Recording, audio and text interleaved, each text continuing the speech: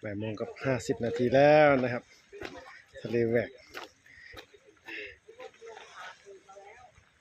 น้ำใสมากๆวิวสวยมากหลายคนมา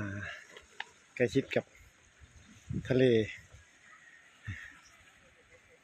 ตรงมุมนี้เลยของเกาะสีชังด้านนอกนะฝั่งนอกของอ่าวไทย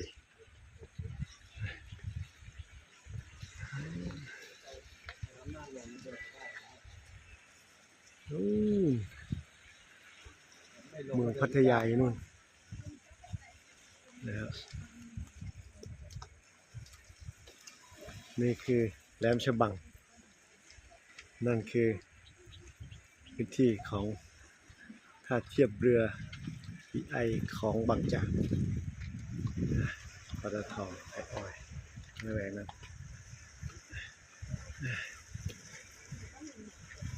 บรรยากาศสดชื่นที่ทะเลแหวกหนึ่งในจุดท่องเที่ยวที่สวยงามของเกาะสีชัง